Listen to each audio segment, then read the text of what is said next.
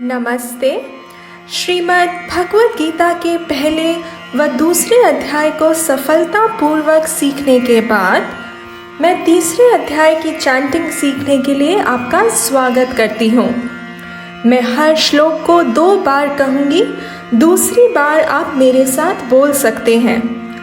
After having successfully learned the first and second chapter, I welcome you for learning to chant the third chapter of Srimad Bhagavad Gita.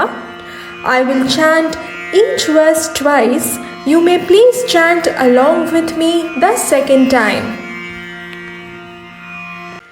Yajñashishtashinas santaha मुच्यते सर्वकिल्बिषैः भुञ्जते ते त्वघं पापाः ये पचन्त्यात्मकारणात्।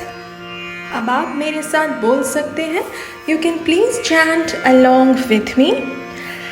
यज्ञशिष्टाशिनः सन्तः मुच्यन्ते सर्वकिल्बिषैः भुञ्जते ते त्वघं पापाः ये पचन्त्यात्मकारणात्। यज्ञशेष यानी योग का अनुभव करने वाले श्रेष्ठ मनुष्य संपूर्ण पापों से मुक्त हो जाते हैं, परंतु जो केवल अपने लिए ही पकाते अर्थात सब कर्म करते हैं, वे लोग तो पाप का ही भक्षण करते हैं।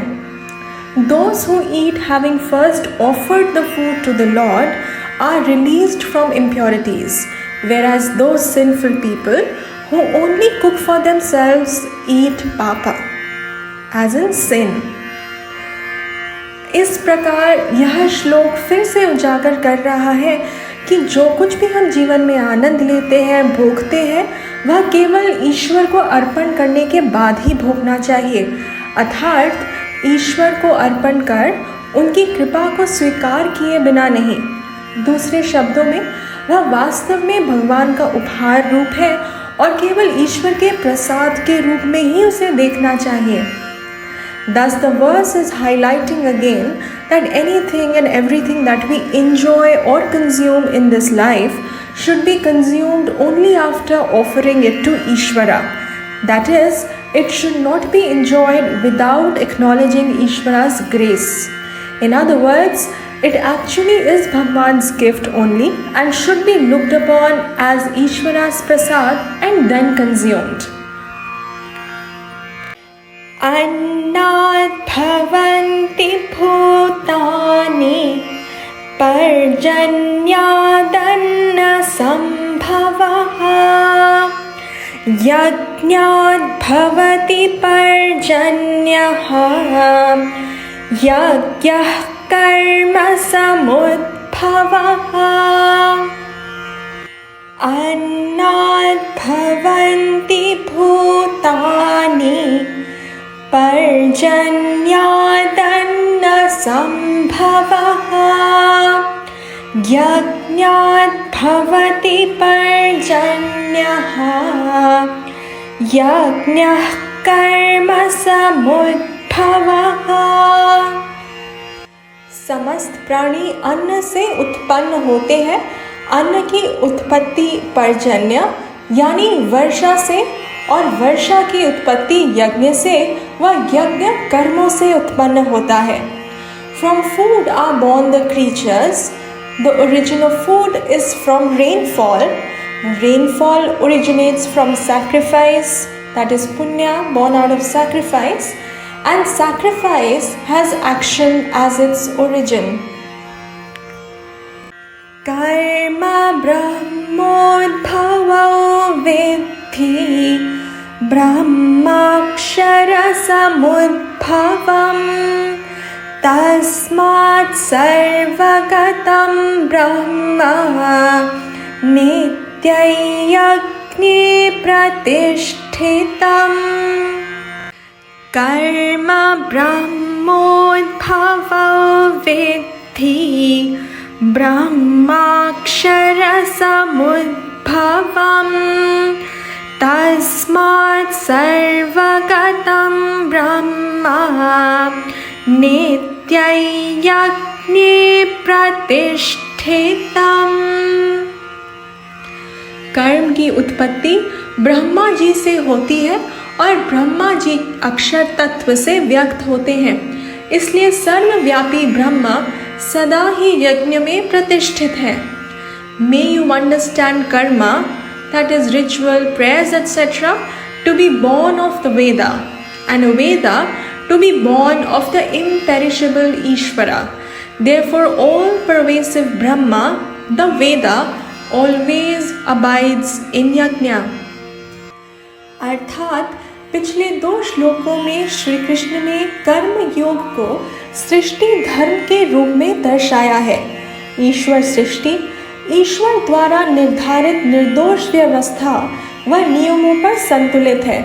वह कर्म योग के माध्यम से ही सृष्टि का संतुलन बना रहता है, यानी कि 5 महायज्ञ पर आधारित जीवन शैली पर, जिसे पिछले श्लोकों में दर्शाया गया था।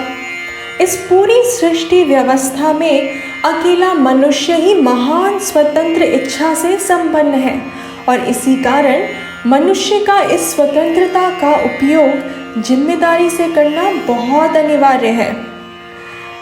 Meaning, in the previous 2 verses, Krishna presented Karma Yoga as Srishti Dharma, the order of creation. The Ishvara Srishti, as we see it, is balanced on the flawless laws ordained by Ishvara. Through Karma Yoga alone, the harmony of creation is essentially maintained. Based on the harmonious lifestyle, abiding and upholding the Panch Mahayajnas as mentioned before. Human being alone in this creation is endowed with a great free will, and thus it is very essential that he uses it wisely and very responsibly. एवं प्रवर्तितं चक्रं नानुवर्तयतीह यः अघायुरिन्द्रिया रामः मोघं पार्थ स जीवति। एवं प्रवर्तितं चक्रं नानुवर्तयतीह यः अघायुरिन्द्रिया रामः मोघं पार्थ स जीवति।